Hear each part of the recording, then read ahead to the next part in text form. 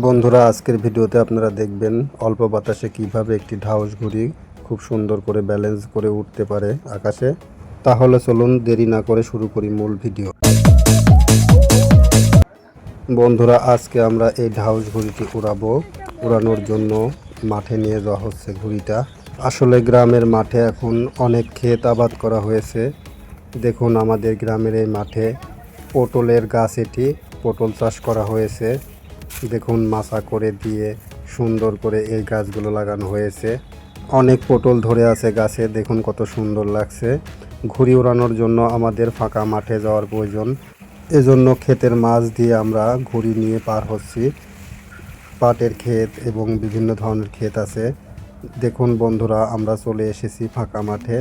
এখানে কৃষক এবং সবাই মিলে রোদের সময় কাজ যখন করে তখন আসলে বিশ্রাম করে এই জায়গাতে। এখানে এসে আমরা একটু বিশ্রাম করছি। আসলে বাড়ি থেকে অনেকটা পথ হেঁটে আসতে হয় আমাদের এই ফাঁকা মাঠের জন্য। দেখুন বন্ধুরা, কত সুন্দর ফাঁকা মাঠ পড়ে আছে ঘুড়ি ওড়ানোর জন্য, একদম পারফেক্ট জায়গা।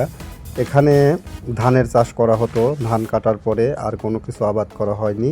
তবে আশা করি কিছুদিনের ভিতরে আবার ধান চাষ করা হবে। দেখুন, ঘুড়ি ওড়ানোর জন্য একদম পারফেক্ট। যদিও আজকে মাঠে মনে হচ্ছে বাতাস খুবই কম, বাতাস নেই বললেই চলে, তবুও চেষ্টা করি, দেখি ঘুড়ি কেমন ওড়ে। বন্ধুরা, এই ঘুড়িটিকে আমাদের এলাকাতে ঢাউস ঘুড়ি নামে ডাকে। আপনাদের অঞ্চলে কি নামে এই ঘুড়িটা ডাকে অবশ্যই কমেন্টে জানিয়ে দিবেন। এই ঢাউস ঘুড়িটা অল্প বাতাস হলেই উঠতে পারে। দেখি কেমন সে উঠতে পারে, চেষ্টা করা যাক।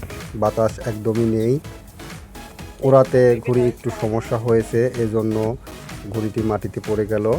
ঘুড়ি ওড়ানোর জন্য আবার চেষ্টা করা হচ্ছে, দেখি কি হয়, শেষ পর্যন্ত ঘুড়ি ওড়াতে পারি কিনা। যেহেতু বাতাস একটু কম, এজন্য সুতা একটু বেশি পরিমাণে ছেড়ে নেওয়া হলো।